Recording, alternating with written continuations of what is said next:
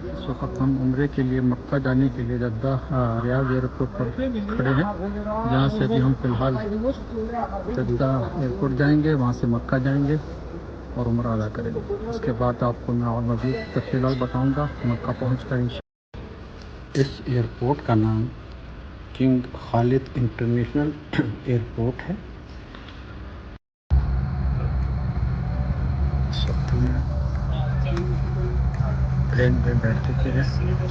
Jeddah جانے کے لیے، ریاض سے جدہ، اور ہماری یہ فلائٹ تقریباً 1 سے 1.5 گھنٹے کی ہوگی۔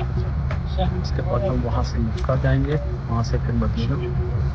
تو یہ تقریباً 4-5 دن کا جو ہمارا ٹرپ ہے۔ اس کے بعد انشاءاللہ واپس ریاض آتے ہیں، پھر آپ کو اس کا تمام جتنی بھی زیارتیں ہیں عمرے کا جو پورا ایک مرحلہ ہے وہ سب دکھائیں گے انشاءاللہ۔ کوشش کریں گے آپ کو تمام زیارتیں، تمام مدینہ شہر جہاں جہاں جائیں گے وہ سب ہم اس میں کور کر سکیں۔ یہ ایئرپورٹ ریاض سٹی سینٹر سے شمال کی جانب تقریباً 35 کلومیٹر کے فاصلے پر واقع ہے، جس میں ایک رائل ٹرمینل کے ساتھ ساتھ 5 پیسنجر ٹرمینل بھی آپریشنل ہیں۔ اس ایئرپورٹ نے 1983 میں باقاعدہ کام کرنے کا آغاز کیا تھا۔ میں نے ریاض انٹرنیشنل ایئرپورٹ پر ہی احرام باندھ لیا تھا، کیونکہ مجھے معلوم ہوا تھا کہ جدہ میقات کی حدود کے اندر واقع ہے۔ اب ہم جدہ ایئرپورٹ پر اتر گئے ہیں اور یہ ہم جدہ ایئرپورٹ کھڑے ہو کر اب ہم باہر نکل رہے ہیں تاکہ مکہ جانے کے لیے ہم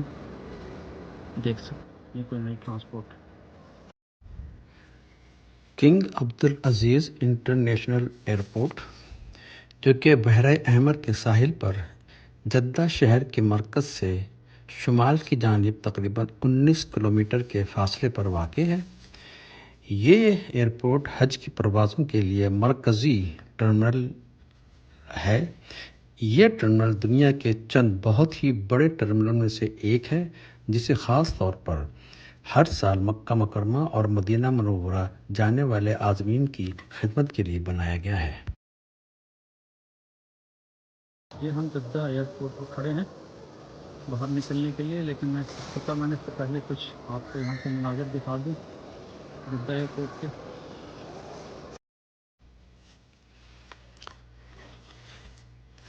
جدہ سے مکہ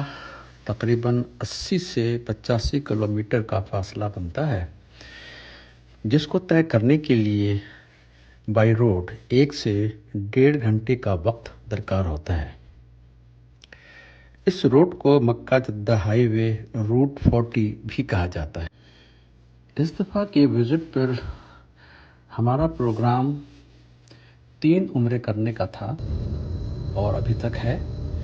انشاءاللہ اللہ نے چاہا تو ہم یہ کریں گے۔ 1 عمرہ میں اپنے نام کا کروں گا، 1 عمرہ میں اپنے مرحوم والد کے نام کا کروں گا، اور 1 عمرہ میں اپنے مرحوم بڑے بھائی کے نام کا کروں گا، جنہوں نے ہمیں ہمارے والد کی انتقال کے بعد باپ کی طرح پالا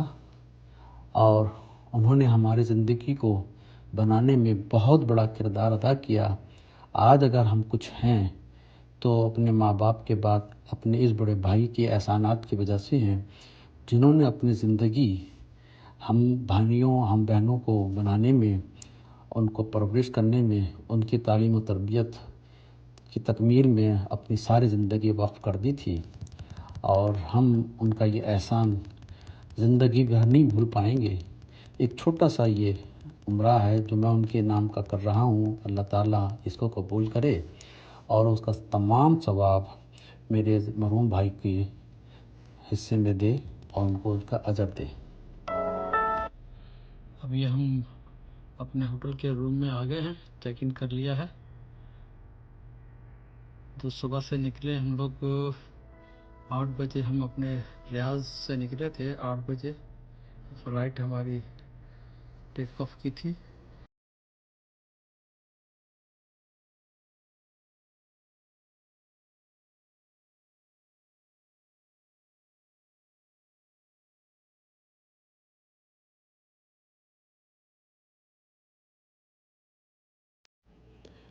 اب ہم نے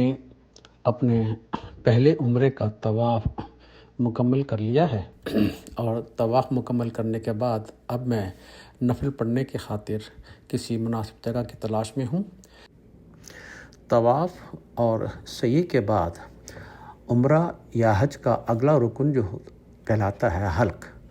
اس سلسلے میں گورنمنٹ آف سعودی عربیہ نے سعی کے مقام سے باہر نکلتے ہی سرکاری طور پر ہیئر کٹنگ سیلونز کے کچھ اسٹال وہاں پر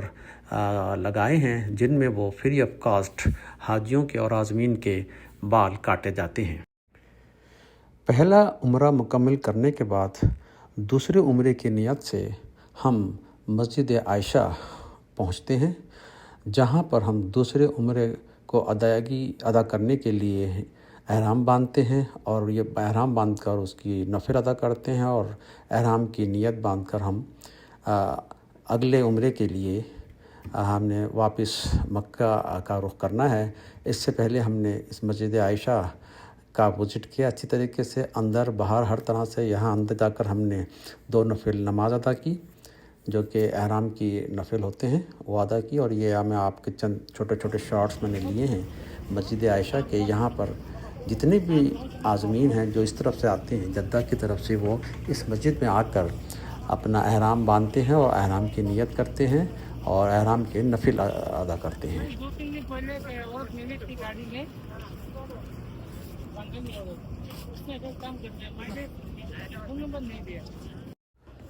یہ مسجد عائشہ کے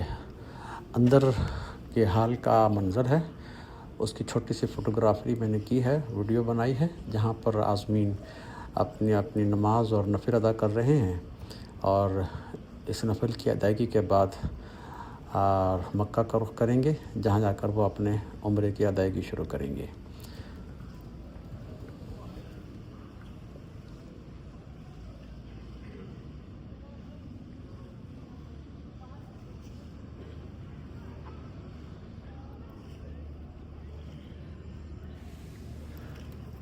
مسجد عائشہ سے جب ہم واپس مسجد حرام کی جانب نکلتے ہیں تو مسجد عائشہ سے آنے والے عازمین کو ٹرانسپورٹ جہاں پر اتارتی ہے، وہاں سے جب ہم مسجد حرام کی جانب پیدل کا سفر شروع کرتے ہیں تو ہمیں مسجد حرام کی ایک وسیع تر اور عظیم تر توسیعی منصوبے پر کام ہوتا ہوا نظر آتا ہے۔ اس توسیعی منصوبے کی چند اہم خصوصیات کچھ اس طرح سے ہیں کہ پہلے سے موجود عبادات کی جگہوں میں تنگی کے باعث سنگ مرمر سے مزین بڑے بڑے وسیع صحن کی تعمیر، جن کا مقصد بڑھتے ہوئے عازمین کی تعداد کو آسانی سے عبادت کرنے کی سہولت میں اضافہ دینا، جو کہ مسجد نبوی کی طرح خودکار شیڈنگ چھتریوں اور کولنگ سسٹم سے مزین ہوں گے۔ کنگ عبداللہ گیٹ اور کنگ فہد توسیعی دروازے اسی جانب تعمیر کیے جا رہے ہیں، جنہیں مسجد عائشہ کی جانب سے آنے والے تنیم روڈ سے مسجد حرام تک آسان رسائی کے نقطہ نگاہ سے ڈیزائن کیا گیا ہے۔ اس کے ساتھ ساتھ اعلیٰ درجے کے وینٹیلیشن اور ایسکیلیٹرز کی سہولت سے مزین کثیر منزلہ نماز کے لیے ہال بھی اسی جگہ تعمیر کیے جائیں گے۔ اب ہم نے اپنے دوسرے عمرے کا طواف بھی مکمل کر لیا ہے اور سعی کے رکن کی تکمیل کے لیے اب ہم صفا مروہ کی جانب جا رہے ہیں، اور آپ یہ دیکھ سکتے ہیں صفا و مروہ کی پہاڑیاں۔ لیکن ہم یہاں پہنچ کر ہمیں اندازہ ہوتا ہے کہ چونکہ وہاں پر ایکسٹینشن کا اور رینوویشن کا کام چل رہا ہے، تو اس لیے گراؤنڈ فلور پر جو سعی کی جو مقام تھا اس کو بند کر دیا گیا ہے، جس کے لیے تمام عازمین کو فرسٹ فلور اور سیکنڈ فلور پر جانا پڑتا ہے۔ لیکن بہت سے اکثریت کو پتہ نہیں ہے، اس لیے یہاں پر ہم اکثر جو ہے کنفیوژن کا شکار ہو جاتے ہیں، اور کافی ہمارا وقت اس میں ضائع ہوتا ہے کہ کیسے جائیں اور کہاں جائیں اور کیوں کر جائیں، کیونکہ صحیح کی جگہ تو ہم ہر بندہ یہیں آتا ہے، لیکن یہاں اسے ملتا نہیں ہے۔ بہرحال بڑی مشکل سے ہمیں صحیح جگہ ملتی ہے تو ہم وہاں پہنچتے ہیں۔ اب ہم اپنے دوسرے عمرے کی جو صحیح کا جو رکن ہے اس کی تکمیل کر رہے ہیں، اور اس کی تکمیل ہوتے ہی ہم باہر نکلتے ہیں اور پھر حلق کے رکن کی ادائیگی کے لیے بال ٹرم کرواتے ہیں، اور ہمارا یہ دوسرا عمرہ بھی اپنے تکمیل کو پہنچتا ہے، اور ہم تھوڑے سے توقف کے بعد ہمارا پروگرام ہوتا ہے کہ ہم اپنا تیسرے عمرے کے لیے رات کا وقت چنتے ہیں، کیونکہ ہم نے یہ دیکھا ہے کہ جی ہمیں جس وقت بھی ہم وہاں جا رہے ہیں مسجد حرام تو ہمیں بے انتہا رش ملتا ہے، تو ہم نے سوچا چلو آدھی رات کے بعد جا کر اس دفعہ دیکھتے ہیں، تو اب اس کے لیے ہم دوبارہ مسجد عائشہ جاتے ہیں رات کے پچھلے پہر 12 کے بعد کا وقت ہم طے کرتے ہیں، اور ہم مسجد عائشہ جاتے ہیں تاکہ اپنا احرام باندھیں، اور اور احرام باندھ کر اس کی نیت کرنا اور نفل کرنا، جس کے لیے ہم ایک دفعہ پھر ہم مسجد عائشہ آتے ہیں رات کو اور اپنا احرام باندھتے ہیں۔ اور رات کے اس پہر یہ مسجد عائشہ کے بڑے ہال کا منظر ہے، جہاں پر بے انتہا خوبصورت فانوس لٹک رہا ہے،